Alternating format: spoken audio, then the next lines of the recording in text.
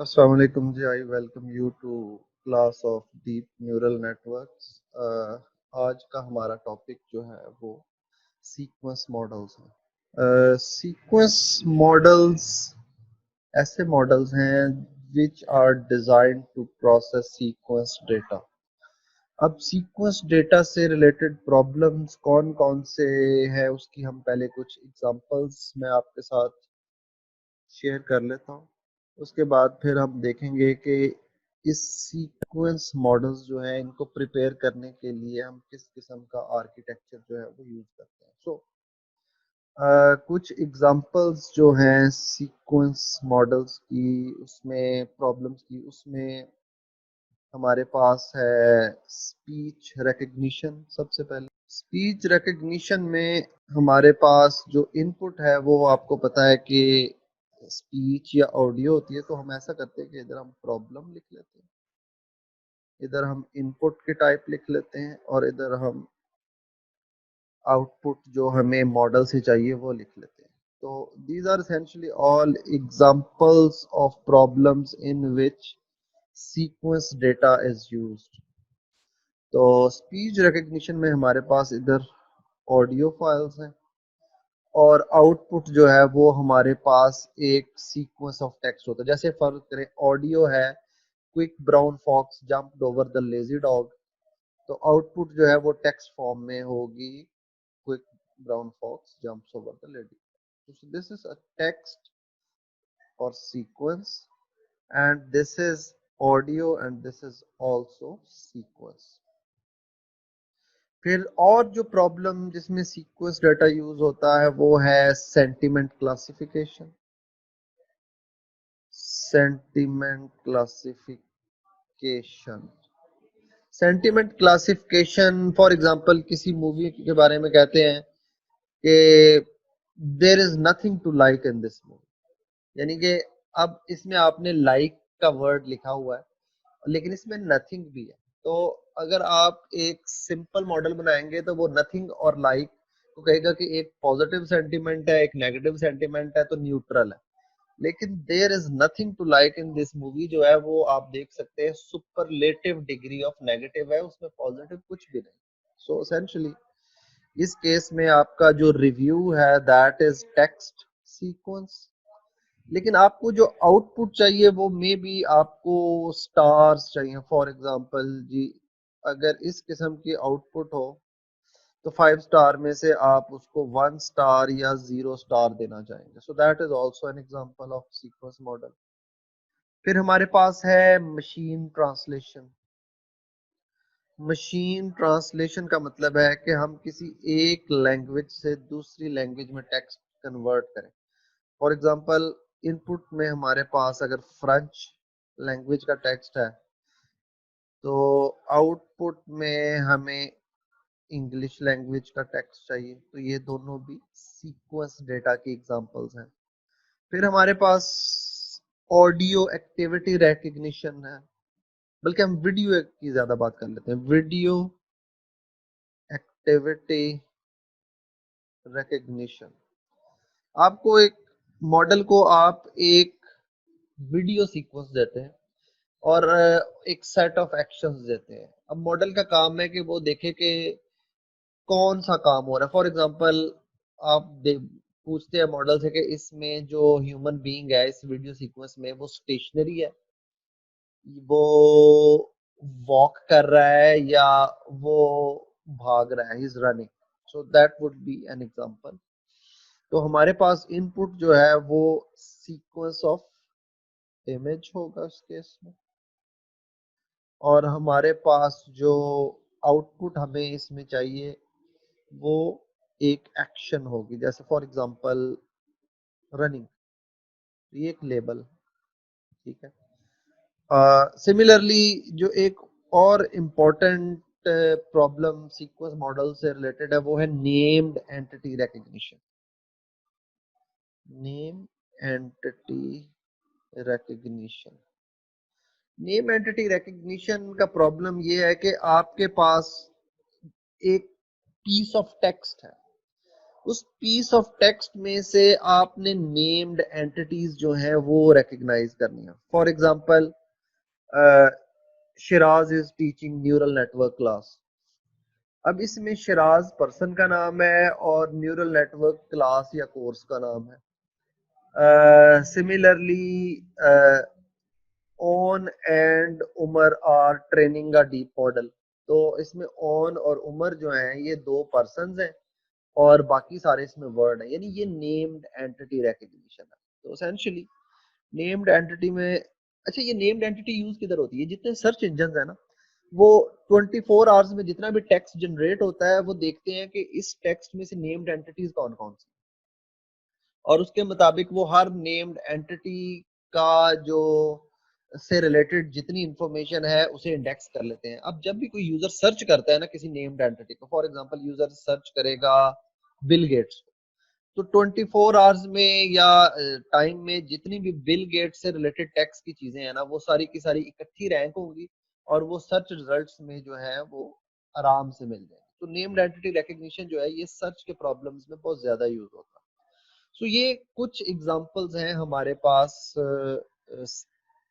ऐसे मॉडल्स की जिसमें हमारे पास इनपुट या आउटपुट या दोनों जो है वो सीक्वेंस डाटा होते हैं, और हमने डिस्कस करना है कि इस किस्म के प्रॉब्लम्स को सॉल्व करने के लिए हम मॉडल्स कैसे बनाएं, और एसेंशियली हमने इन मॉडल्स को नाम दिया है सीक्वेंस मॉडल्स का। सो again the models which are designed to process sequence data are called sequence models. Sequence models usually जो है हम एक different type of neural network से डिस्कस करते हैं, लेकिन उससे पहले हमें इसकी थोड़ी सी नोटेशन जो है वो डेवलप करनी पड़ेगी।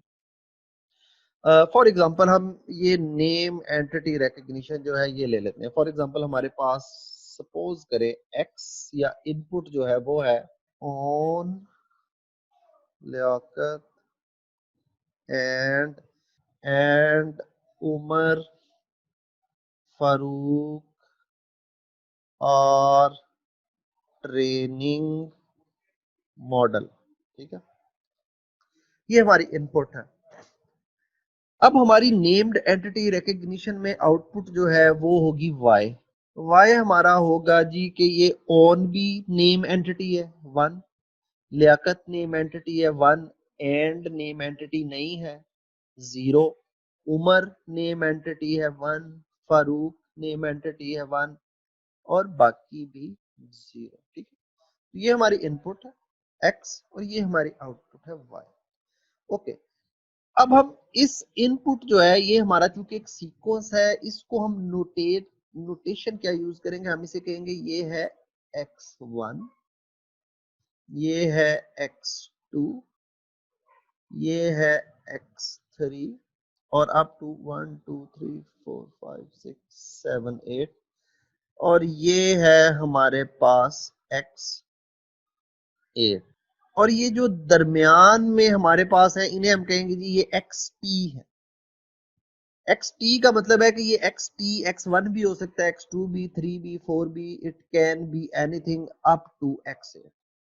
सिमिलरली जब हम आउटपुट की बात करेंगे तो हम कहेंगे जी ये y1 है, ये y2 है, ये y3 है और ये y8 है, और दरमियान के जो हैं इन्हें हम कहेंगे जी ये yt हैं सारे। ठीक है, अच्छा अब ये जो 8 है ये बता रहा है कि हमारे इनपुट सीक्वेंस की लेंथ क्या है।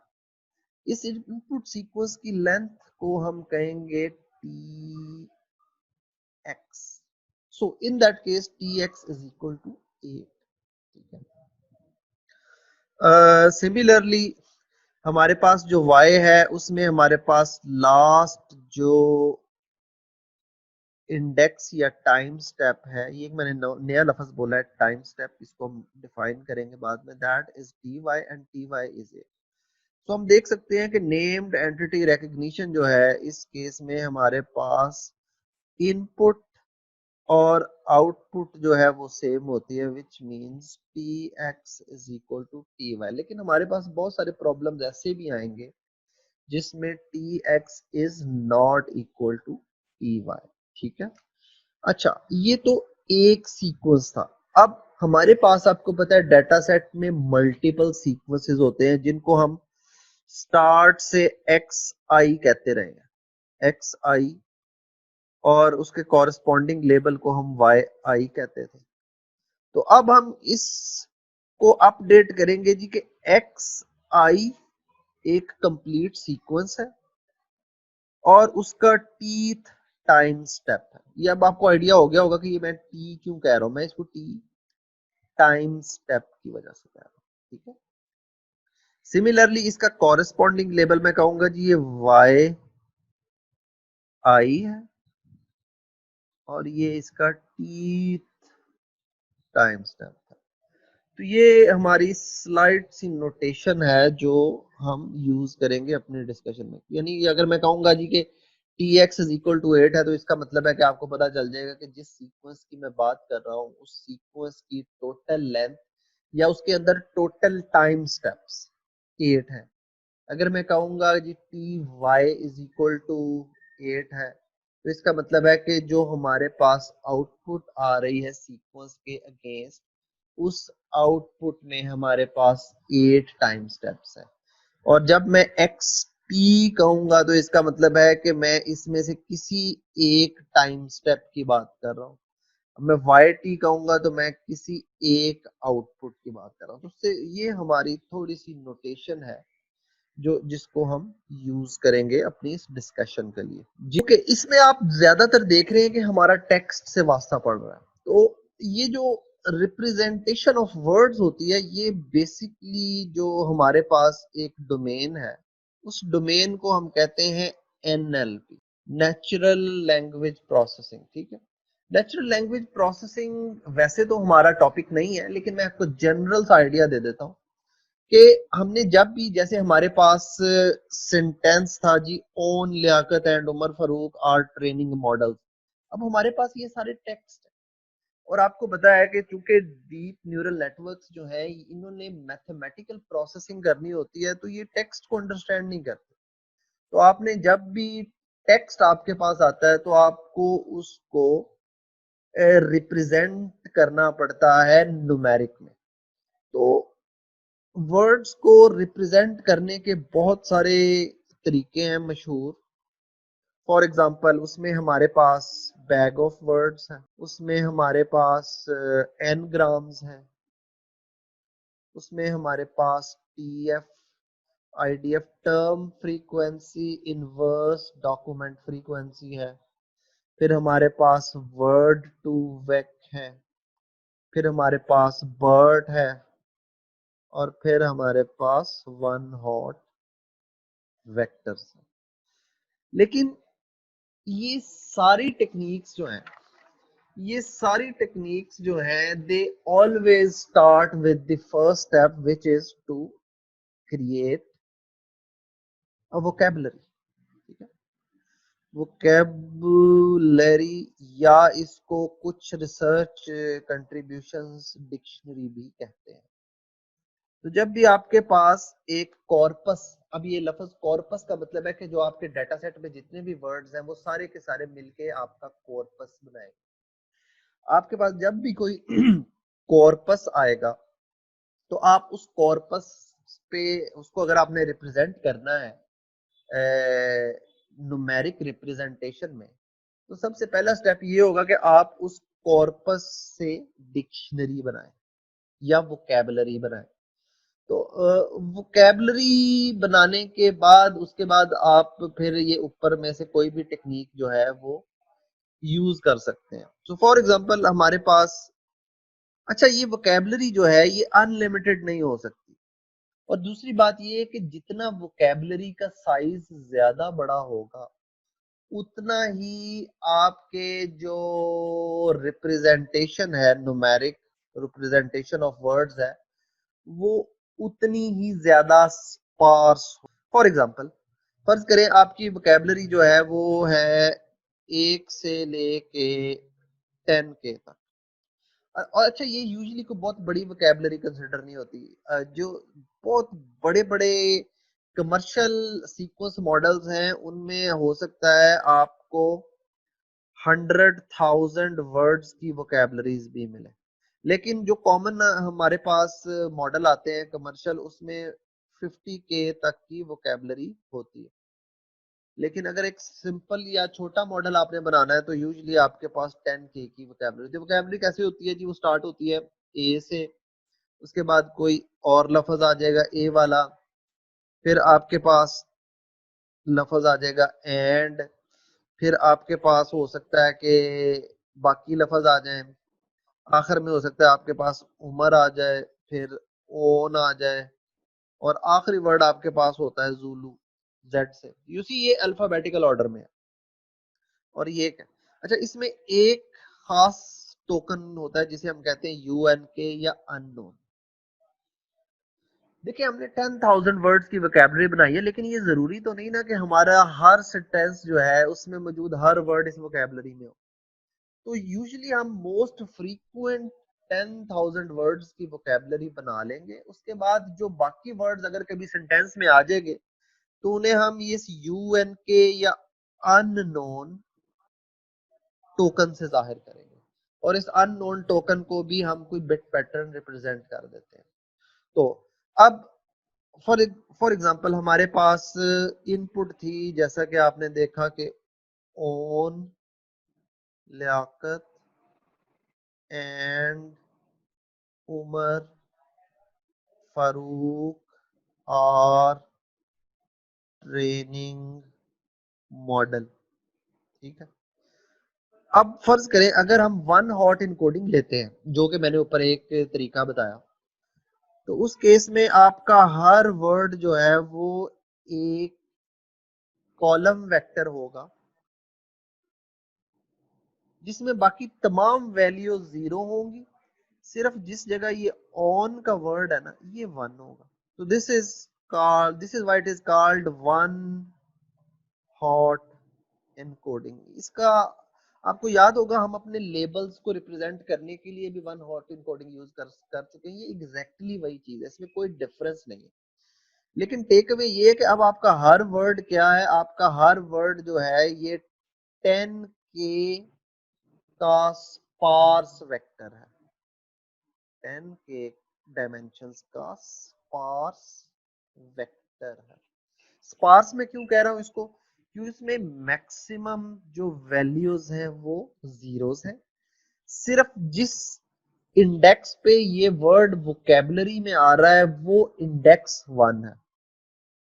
सिमिलरली लियाकत के लिए भी हमारे पास 10K का वेक्टर होगा, एंड के लिए भी 10K का वेक्टर होगा, एंड सो ऑन। ट्रेनिंग के लिए भी 10K का वेक्टर होगा, और मॉडल के लिए भी 10K का वेक्टर होगा। तो यूजली ये तरीका है वर्ड्स को रिप्रेजेंट करने का। अच्छा ये वन हॉट इनकोडिंग है, इसकी जगह इसमें से ये बैग ऑफ वर्ड्स भी हो सकता था, ये एनग्राम भी हो सकता था, it could have been any one of this techniques. लेकिन जनरल आइडिया जो मैंने आपको कन्वे किया एनएलपी में वो यही है कि आप टेक्स्ट को मल्टी डायमेंशनल वेक्टर्स की सूरत में रिप्रेजेंट करते हैं। ठीक है, ओके। यूजुअली अब जब भी हमारे पास सीक्वेंस मॉडल्स आते हैं, क्योंकि सीक्वेंस मॉडल्स में ज्यादातर एप्लीकेशंस जो हैं वो आपने देखा था एनएलपी की हैं, तो हम सीक्वेंस मॉडल्स के लिए आरएनएन यूज करते हैं। RNN stands for recurrent neural network. अब आपका एक सबसे पहला सवाल ये हो सकता है कि हम आरएनएन क्यों यूज करते हैं?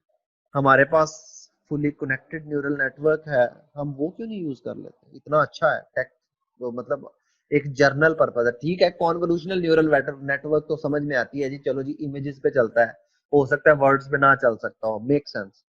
Why not fully connected neural network? ठीक है ना, सबसे पहले यही सवाल आता है। सो लेट्स फर्स्ट टॉक के हम क्यों स्टैंडर्ड न्यूरल नेटवर्क यूज नहीं कर सकते। ठीक है, सो व्हाई नॉट एफसीएन?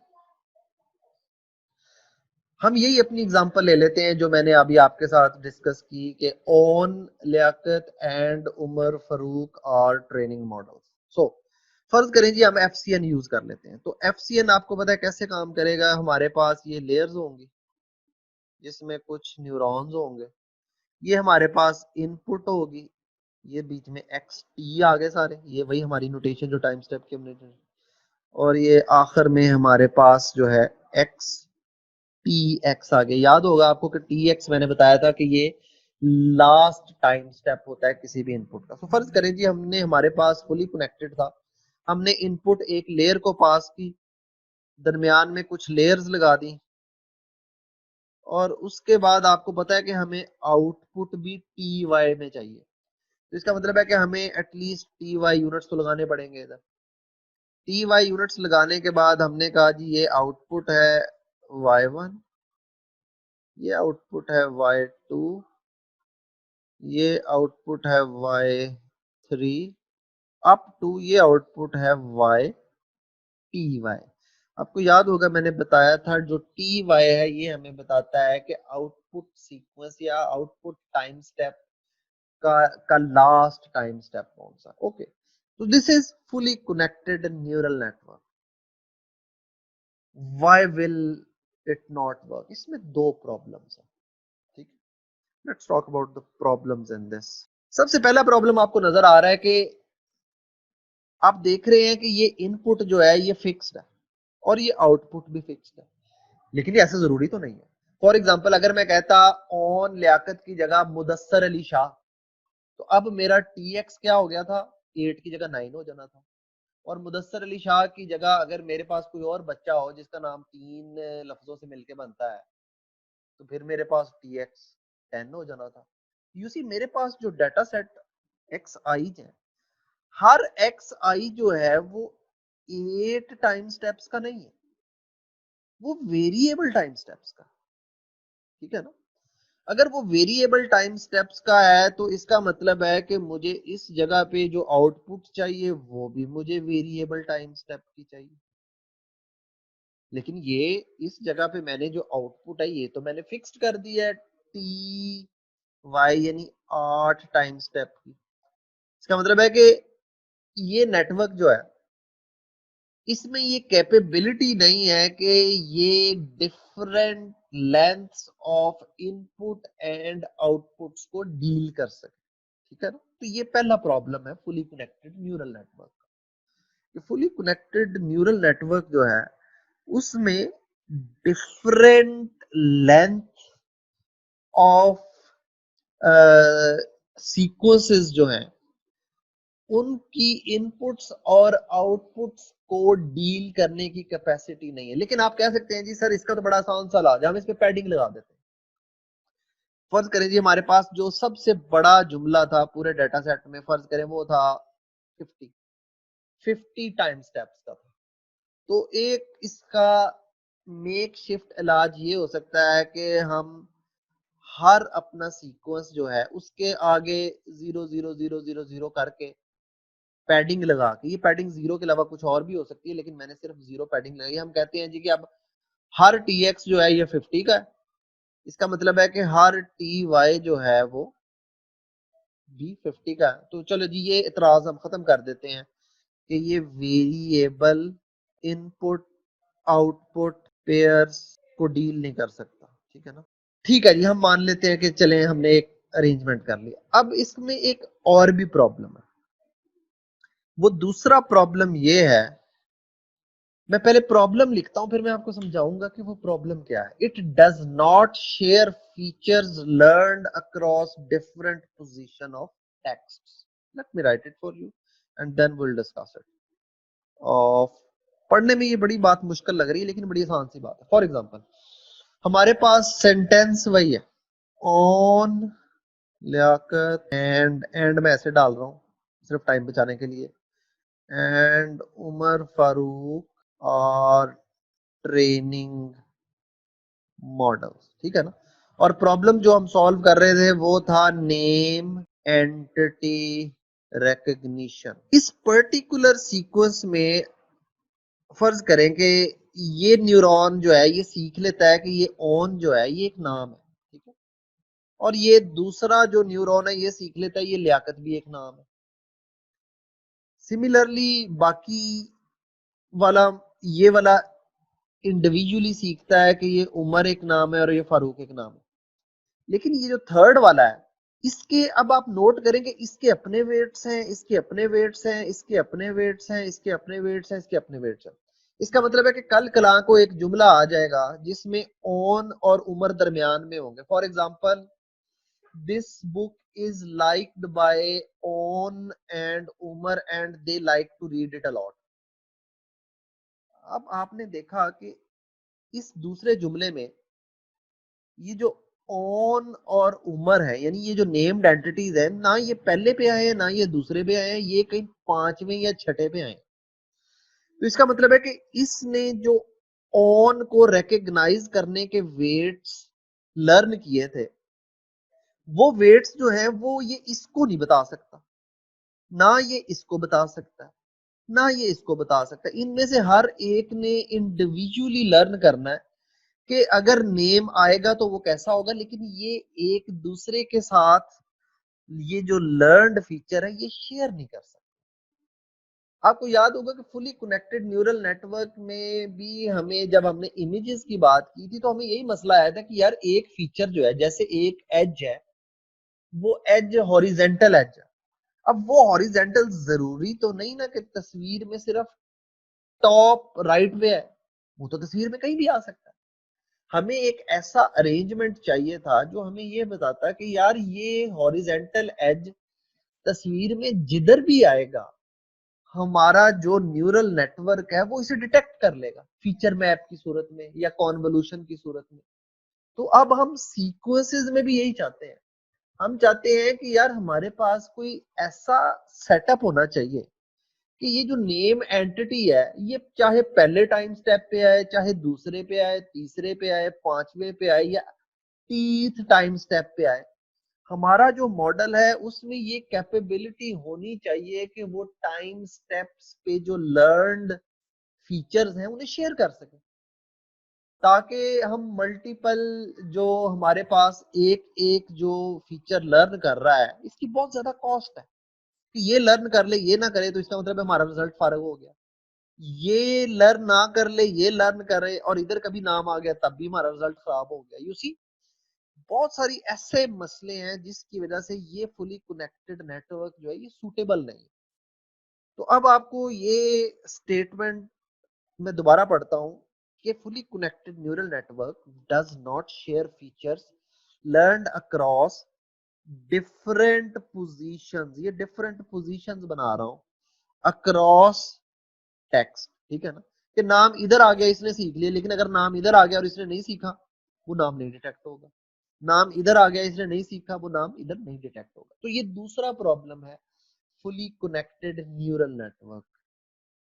किसी को इस प्रॉब्लम से रिलेटेड प्रॉब्लम है तो हैंड रेज करें। ओके, किसी को प्रॉब्लम नहीं।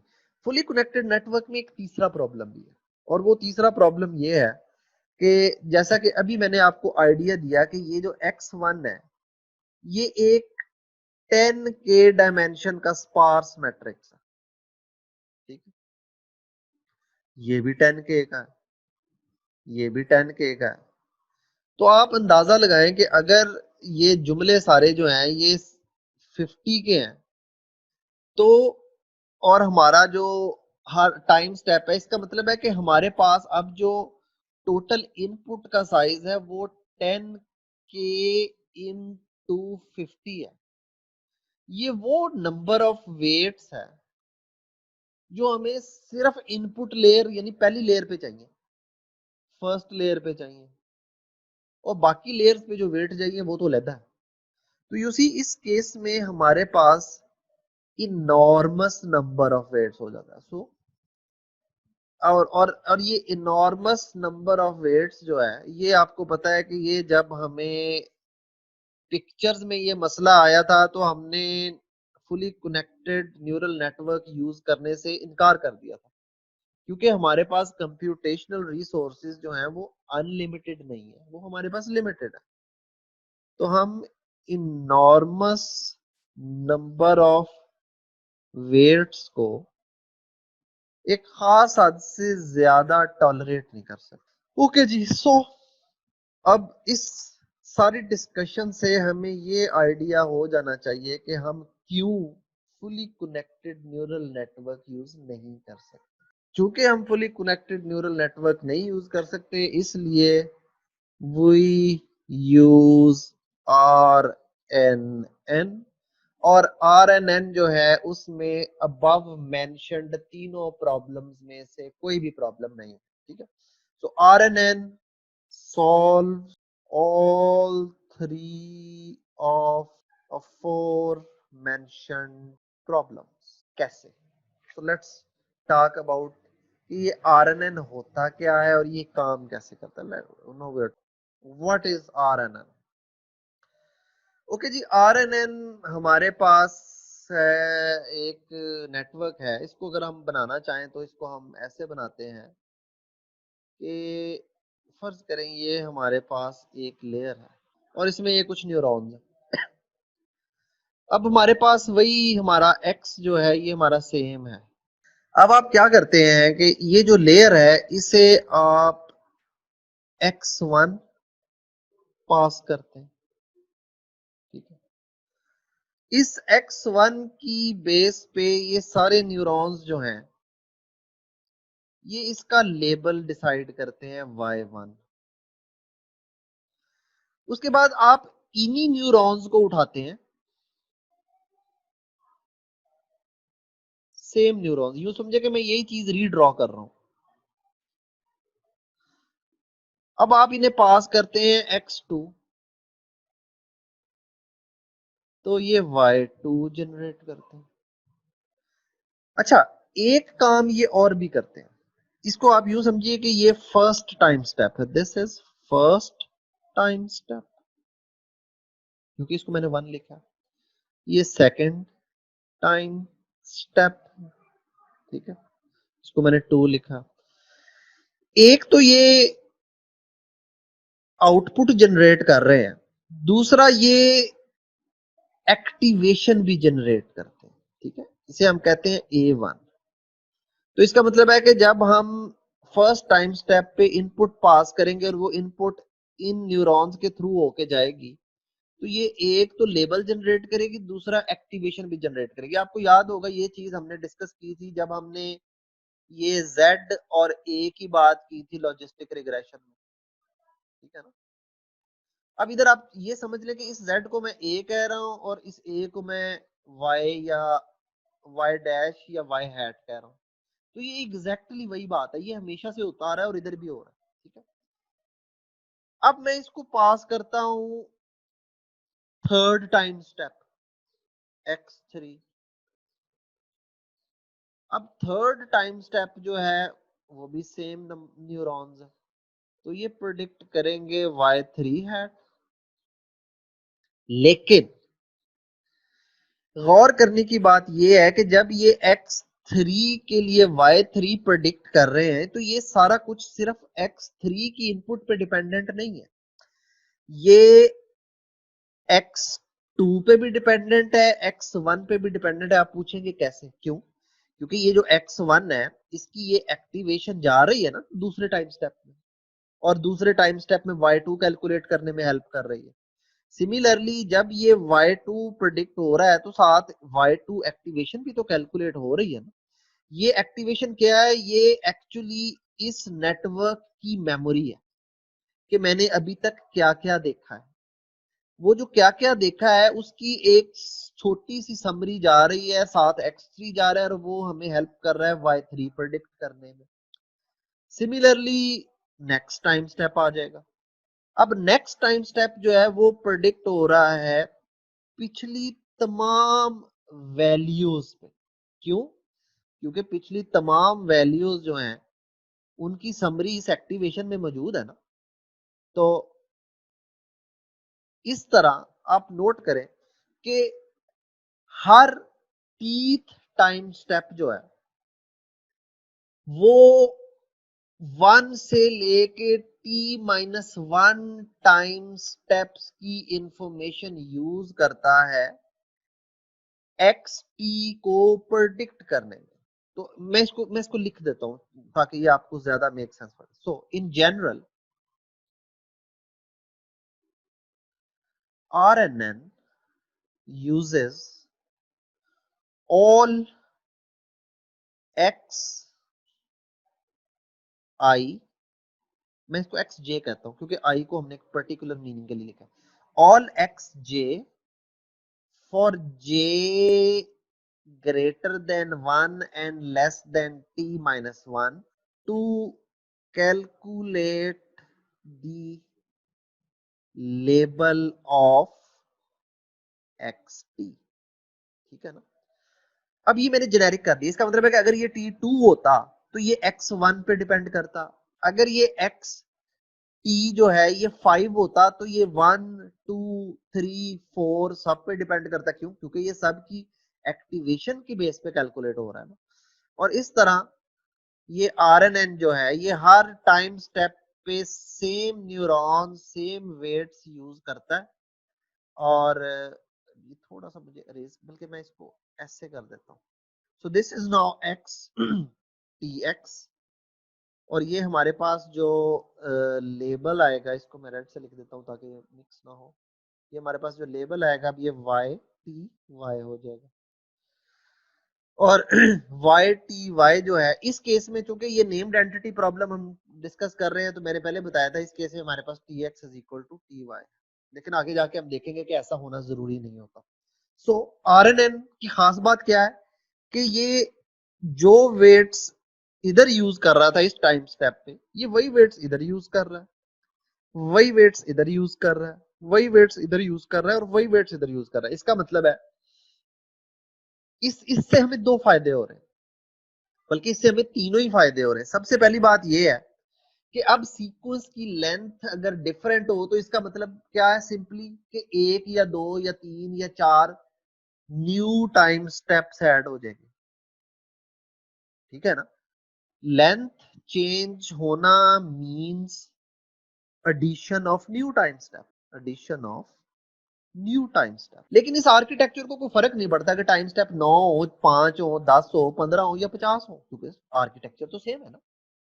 सेम नंबर ऑफ न्यूरॉन्स है और हर बार इनपुट उन्हीं से गुजर रही है। तो अब टाइम स्टेप 10 है, 15 है, 25 है, तो ये स्ट्रक्चर कहता है ठीक है, फाइन, वर्क्स फॉर मी। ठीक है। ये वो पहला प्रॉब्लम था जो एफसीएन मैनेज नहीं कर सकता था, आरएनएन ने मैनेज कर लिया। दूसरा था शेयरिंग ऑफ वेट्स, और ये तो आपको नजर आ ही रहा है कि ये सेम नंबर ऑफ न्यूरॉन्स हैं जिनके थ्रू ये पास हो रही है हर बार टाइम स्टेप। इसका मतलब है कि हर बार ये जो एक्टिवेशन है ये कैलकुलेट हो रही है सेम वेट्स की बेस पे। ये वेट्स में आगे थोड़ा सा ज्यादा तफसील से भी बताऊंगा, लेकिन एसेंशियली आप देख सकते हैं कि हर बार हमारे पास सेम वेट्स यूज हो रहे हैं। तो इसका मतलब है कि इस केस में ये शेयरिंग ऑफ वेट्स भी हो रही है जो एफसीएन में नहीं हो रही थी। तीसरा प्रॉब्लम हमने कहा था जी, एफसीएन में तो बहुत वेट्स होते हैं, लेकिन इधर आप देख रहे हैं कि जो वेट्स इधर हैं यही वेट्स इधर यूज हो रहे हैं ना, कोई नए वेट्स तो नहीं है। यही वेट्स इधर यूज हो रहे हैं, कोई नए वेट्स तो नहीं है। यही वेट्स इधर यूज हो रहे हैं, कोई नए वेट्स तो नहीं है। तो इसका मतलब है कि मेरे पास अब manageable number of weight, enormous नहीं है, इतने ज्यादा नहीं है कि मेरा कंप्यूटेशनली मेरे लिए वो इनफिजिबल हो जाए। सो दिस इज आरएनएन। तो आरएनएन जो है ये जनरल जो इसका आर्किटेक्चर वो मैंने बता दिया। अच्छा एक चीज और, कुछ बुक्स में आप आरएनएन देखेंगे कि उन्होंने आरएनएन ऐसे बताया हुआ कि जी ये एक्स टी जा रही है, ये Y T hat, Y T आपको मतलब वाई हैट जो है ये हमारा कन्वेंशन है कि हम प्रेडिक्टेड लेबल्स के लिए यूज कर रहे हैं, इसलिए मैं वाई हैट लगा रहा हूँ। और उसके बाद वो दिखाते हैं जी कि ये ऐसे वापस इनपुट इसमें जा रही है, और इधर वो आपको दिखा देते हैं जी ये ए टी है।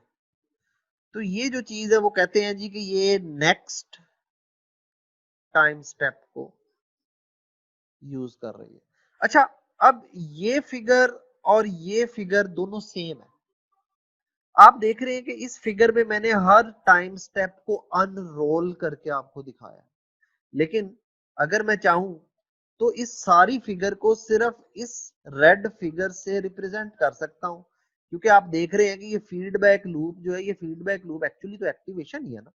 तो हर बार टाइम स्टेप चेंज होगा, 1 2 3 1 होगा तो ये 1 होगा और A1 कैलकुलेट होगा, A1 फिर 2 में चला जाएगा, X2 A2 Y2 कैलकुलेट होंगे, फिर A3 हो जाएगा and it will keep on doing that और ये हमारे पास सेम फिगर बन जाएगी। लेकिन ये थोड़ी सी कंफ्यूजिंग होती है, इसलिए मैंने आपके साथ डिस्कशन में ये फिगर यूज नहीं की। मैंने आपके साथ डिस्कशन में RNN की ये फिगर यूज की है जो कि अनरोल्ड वर्जन है, ठीक है ना, अनरोल्ड वर्जन ऑफ RNN। लेकिन एसेंशियली अगर आप ये फिगर भी देखें तो घबराने की बात कोई नहीं, मीनिंग वही है जो मैंने आपको कन्वे किया। ओके जी, अब हम वेट्स की बात कर लेते हैं कि इसमें वेट्स कितने होते हैं। वेट्स में हमारे पास अगर पैरामीटर्स जो हैं वो किधर किधर शेयर होते हैं, ये हमारे पास वही तस्वीर है। मैं सिर्फ 4 यूनिट्स बना रहा हूँ, लेकिन आइडिया आपको पता है कि यही यूनिट्स जो हैं ये बार बार रिपीट होंगे अप टू tx। सो अब ये जो x1 जब इसमें पास हुआ था तो हमारे पास इस जगह पे वेट होते हैं जिन्हें हम कहते हैं WAX। मैं इन्हें WAX क्यों कह रहा हूं, क्योंकि ये X इनपुट है और ये A आउटपुट है। तो इसका मतलब है कि ये X इनपुट के तौर पे जाएगी और इधर से A कैलकुलेट होगा। ये हमारे पास एक वेट है। फिर हमारे पास इस जगह पे वेट होते हैं WAA। ये AA क्यों है, क्योंकि हमारे पास पीछे से एक्टिवेशन आ रही है A0 और वो एक्टिवेशन जो है वो कैलकुलेट कर रही है A1 को इन वेट्स के साथ। और फिर हमारे पास जो तीसरे वेट्स इसमें होते हैं वो हमारे पास इस जगह होते हैं जब हम Y हैट कैलकुलेट करते हैं। उन्हें हम कह लेते हैं WYA अपनी कन्वेंशन के मुताबिक कि ये इनपुट है और ये आउटपुट है। सो एसेंशियली अगर आप देखें तो सारे वेट्स को मैंने नाम कैसे दिए हैं, W, ये आउटपुट, ये इनपुट।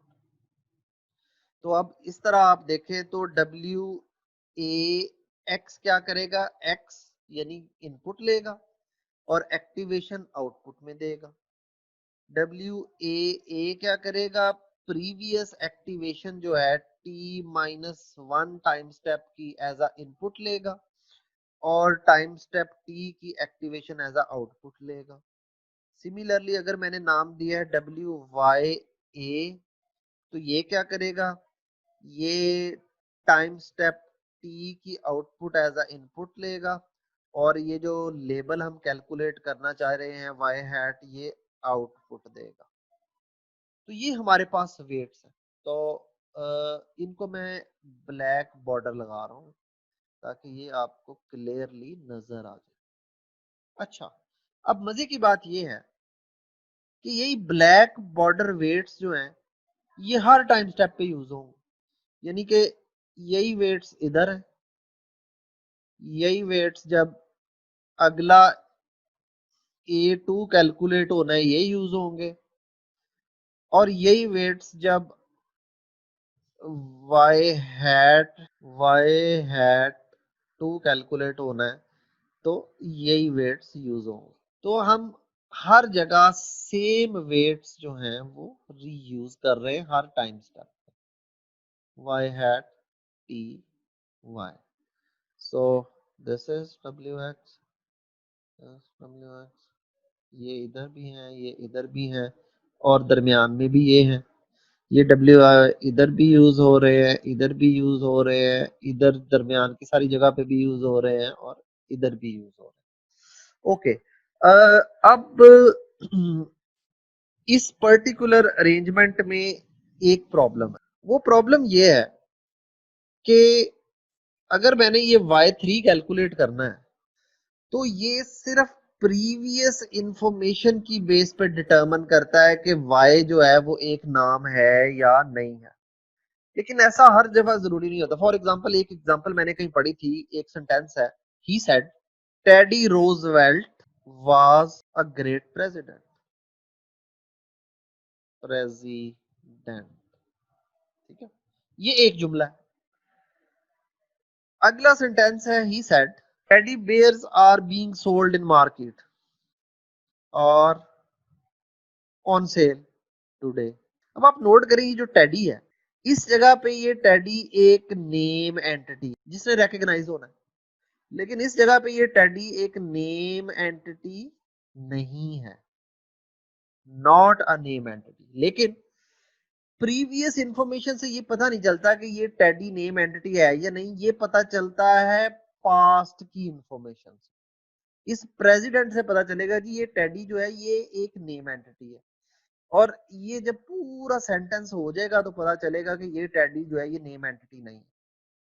तो अभी तक जो हमने पढ़ा है इसे हम कहते हैं one directional RNN. One directional RNN जो है ये सिर्फ previous time steps information use करता है टीथ टाइम स्टेप प्रेडिक्शन में। लेकिन बाज सूरतों में आपने देखा कि ये गलती कर सकता है, तो इसके लिए फिर बाज दफा हम यूज करते हैं by directional RNN. By directional RNN की खास बात यह है कि वो प्रीवियस टाइम स्टेप्स भी देखता है और वो फ्यूचर टाइम स्टेप्स भी देखता है in deciding a label for x. तो इसको बाई डायरेक्शनल अब आपको समझ में आ गया होगा क्यों कह रहे हैं, क्योंकि अब हम दो डायरेक्शनल में ट्रेवर्स कर रहे हैं हर इनपुट को प्रेडिक्ट करने के लिए, प्रीवियस से प्रेजेंट में भी और फ्यूचर से प्रेजेंट में भी। So that is why the name by directional is use, क्योंकि ये दो डायरेक्शंस में काम करता है। लेकिन खैर ये जस्ट असाइड थी। ओके जी, ये जनरल सा आइडिया था आरएनएन्स का। तो इंशाल्लाह कल हम फॉरवर्ड और बैकवर्ड प्रोपगेशन ऑफ आरएनएन पढ़ेंगे। फिर हम देखेंगे कि ये जो सिंपल आरएनएन हमने पढ़ा है इसमें क्या मसले मसाइल हैं, और उसके बाद उन मसलों को हल करने के लिए फिर हम देखेंगे कि हमारे पास डिफरेंट आर्किटेक्चर हैं आरएनएन के, ग्रू और एलएसटीएम, वो इनको इन मसलों को कैसे हल करते हैं।